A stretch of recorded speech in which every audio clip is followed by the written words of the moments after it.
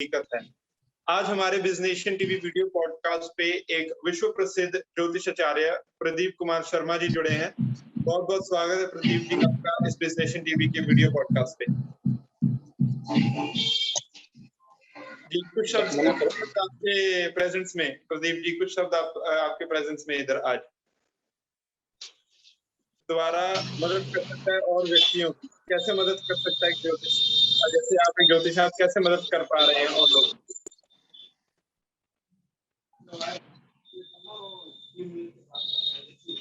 हाँ, जय श्री कृष्णा, राधे गोविंद। मेरा नाम डॉक्टर प्रदीप कुमार शर्मा, मैं ज्योतिषाचार्य एवं आध्यात्मिक शिक्षक और मुझे इंटरनेशनल बुक ऑफ रिकॉर्ड से ज्योतिष और अध्यात्म में अवार्ड प्राप्त दिया गया है और मैं धन्यवाद दिया है।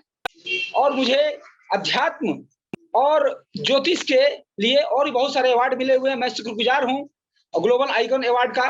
और जहां तक ज्योतिष का सवाल है, ज्योतिष और अध्यात्म एक दूसरे से जुड़ा हुआ है। ज्योतिष में जैसे कि मैं हस्तरेखा देखता हूं, जैसे जन्म कुंडली, अंक ज्योतिष आदि इत्यादि। और अध्यात्म क्या है? अध्यात्म आत्मा से संबंध होता है और ज्योतिष उसके बॉडी से, अर्थात आत्मा की बात किया जाए तो आत्मा और ज्योतिष।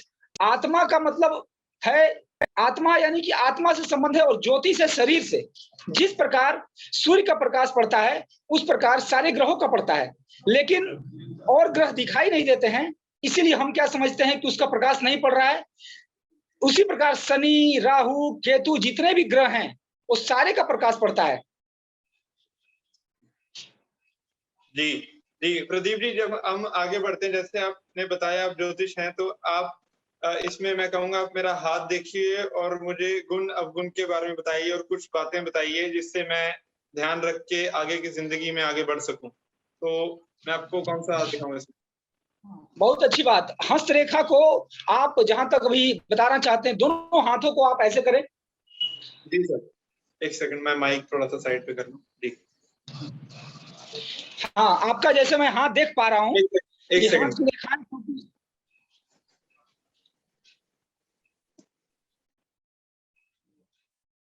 हाँ, जहां तक मुझे दिखाई दे रहा है, क्योंकि जूम मीटिंग में रेखाएं पतली धारी होती हैं, फिर भी जहां तक देख पा रहा हूं आपकी हाथ की रेखाएं में जो बृहस्पति है ऊंचा है।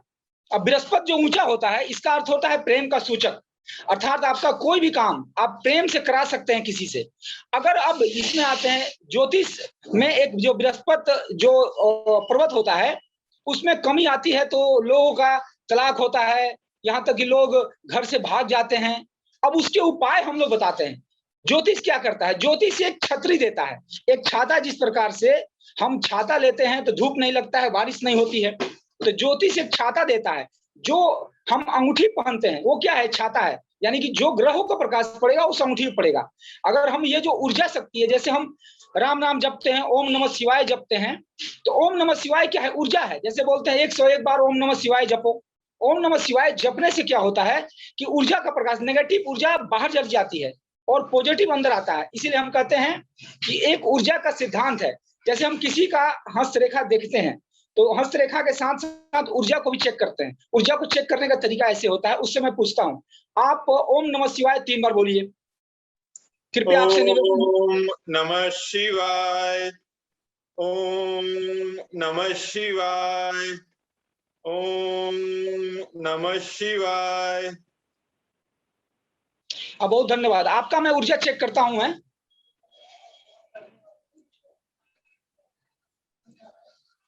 हाँ, आपका ऊर्जा का जो गति है ये लगभग जा रहा है 45%। अब अगर यही गति लगभग हो जाए 80%, आप किसी फील्ड में सफल हो जाएंगे। ये ऊर्जा का मतलब ब्रह्मांड से हम लोग चेक करते हैं, ये एक साधना के तरीके हैं। तो ऊर्जा में आपका जा रहा 45। इसको बढ़ाने का तरीका क्या है? वास्तव में ऊर्जा जब बढ़ेगा तो कोई भी काम होगा। जैसे बताता हूँ, जैसे हमारे महात्मा गांधी थे और बहुत सारे, इन लोगों में बहुत ज्यादा ऊर्जा था, तब तो इतने लोग कनेक्शन होते थे।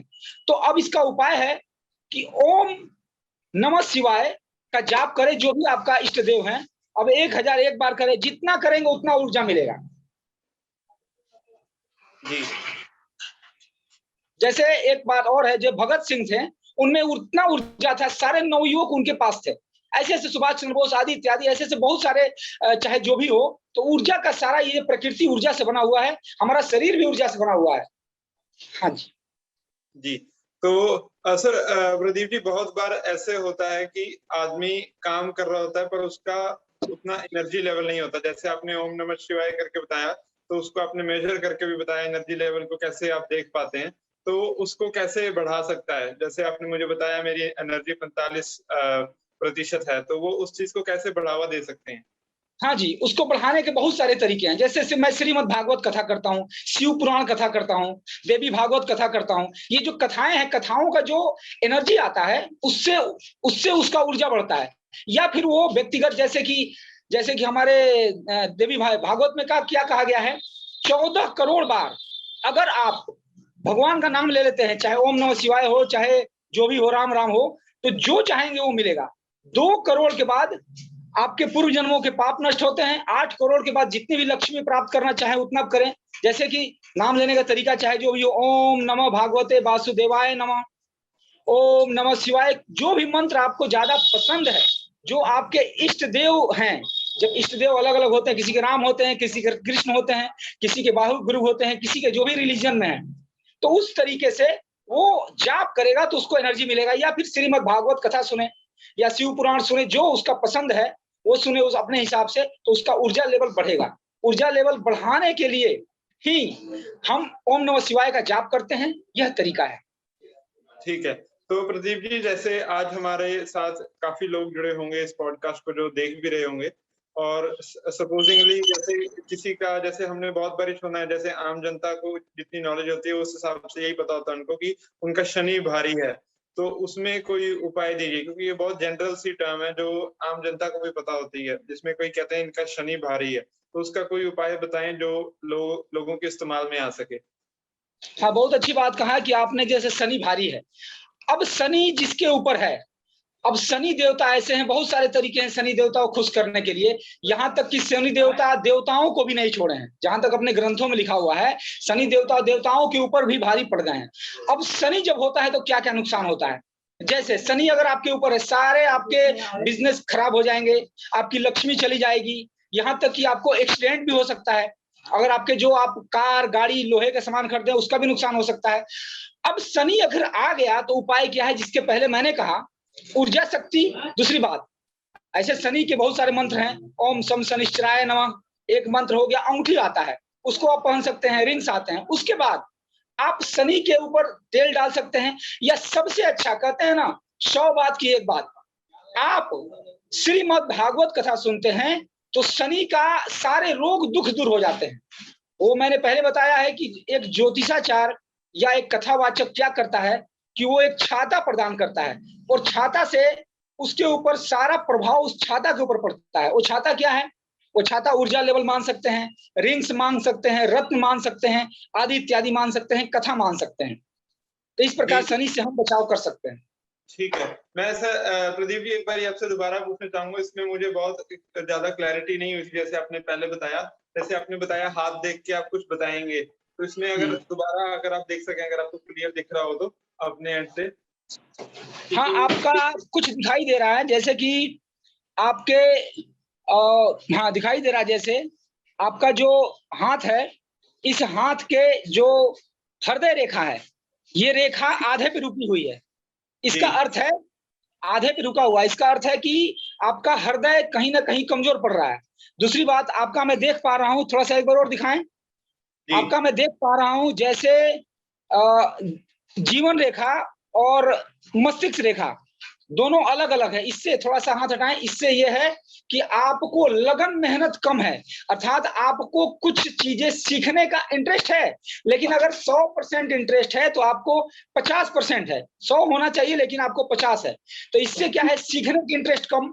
उस प्रकार से आप एक फ्रीडम, और एक दूसरी पॉइंट आता है, आप एक फ्रीडम माइंड के आदमी हैं, यानी कि स्वतंत्र, किसी की बात सुनना नहीं, जो है वो इच्छा से करना, ये बताता है। एक बात और बताऊंगा, मैं कुछ किताब लिखा हूं जो आपको मैं दिखाना चाहूंगा। किताब जो मैंने खुद भगवान के लिए लिखा है, राधा कृष्ण का प्रेम और विरह वेदना। यह किताब फ्लिपकार्ट, अमेज़न और किंडल यानी कि संपूर्ण दुनिया में प्रकाशित है, 110 देशों में। इसको प्राप्त किया जा सकता है भगवान कृष्ण की प्रेम कहानी, भगवान ने कितना दर्द झेला है प्रेम में, इसको यह दर्शाता है कि किसी को भी प्रेम में दुख झेलना पड़ सकता है, इसीलिए प्रेम से हताश न हो। ये दूसरा किताब मैंने लिखा है श्री कृष्ण का जीवन एक प्रेरणा। श्री कृष्ण के जीवन एक प्रेरणा में, इसमें किताब में मोटी मोटी जो पॉइंट है लगभग, इसमें यह दर्शाया गया है कि भगवान कृष्ण लोगों को क्या संदेश दिए हैं। भगवान कृष्ण ने यह संदेश दिया है, माखन चोरी करो लेकिन सोने चांदी मत करो। भगवान कृष्ण ने बताया है, प्रेम के बारे में बताया है। भगवान कृष्ण ने बताया है कैसे संसार में रहना है, कैसे एक भाई का भूमिका, एक प्रेमी का भूमिका, एक पत्नी का भूमिका, एक माता पिता का भूमिका। जैसे भगवान ने 16,108 शादियां किया, शादियां वो अनकंडीशनल शादियां थी, वो मजबूरी में शादी किए थे, उनका इच्छा नहीं था। जैसे ये पाठ श्रीमद् भागवत के पाठ में आता है। उस प्रकार अगला किताब जो है मेरा, जो मैं कथावाचिका जया किशोरी जी का किताब लिखा हूँ, ये भागवत कथा वाचन करती है, इनके कथाओं में मैं गया था और 7 दिन में ही किताब लिख दिया। उनको बायोग्राफी है, बचपन ये 7 साल से शुरू की है और अभी तक ये कथाएं करती जा रही हैं और लगभग अभी तक 200 कथाएं इनकी हो चुकी हैं। ये मोटिवेशनल स्पीकर भी हैं, ये भी किताब मैंने लिखा है जी। कैसा आप और मेरे पास अभी 8 किताबें हैं जो अभी इसको प्रकाशित होना है। हाँ जी। जी जी। तो प्रदीप जी, बहुत अच्छा लगा आपसे बात करके। आपने अपनी नॉलेज शेयर करी, आपने अपनी किताबें भी दिखाई, जो आपने ज्ञान शेयर किया है।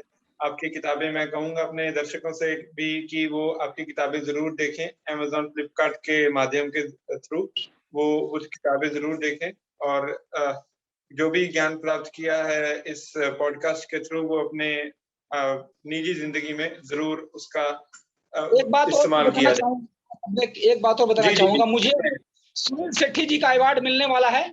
मुझे सुनील शेट्टी जी अध्यात्म में ज्योतिष में अवार्ड देने वाले हैं और मुझे जज में टीम में रखा गया है। बंगाल सुंदरी प्रतियोगिता हो रही है, वहां पे आध्यात्मिक गुरु एक बुलाया गया है ताकि वो भी अध्यात्म के हिसाब से जांच कर सके इनमें कितनी क्वालिटी है, कितनी ऊर्जा है। तो उसके लिए जूरी टीम में शामिल किया गया मुझे, इसके लिए मैं धन्यवाद ज्ञापित करता हूँ। और 23 अक्टूबर को जाना है, वहां रिया सेन चक्रवर्ती जी आ रही हैं, फिल्म स्टार, उसके लिए मुझे चयन किया गया है। और मैं ग्लोबल आइकॉन अवार्ड का मैं बहुत बहुत धन्यवाद ज्ञापित करूंगा कि उन्होंने मुझे अवार्ड के लिए हमें काबिल समझा, इसके लिए मैं बहुत बहुत धन्यवाद उनको। बहुत शुक्रिया सर। तो हम आशा करते हैं आप ऐसे ही सफलताएं प्राप्त करते रहें और लोगों की मदद करते रहें अपने ज्योतिष आचार्य अपने उपायों के थ्रू। और बहुत बहुत धन्यवाद बिजनेस टीवी पॉडकास्ट में जुड़ने के लिए और ग्लोबल बिजनेस आइकन में जुड़ने के लिए। धन्यवाद सर। जय श्री कृष्ण, राधे गोविंद।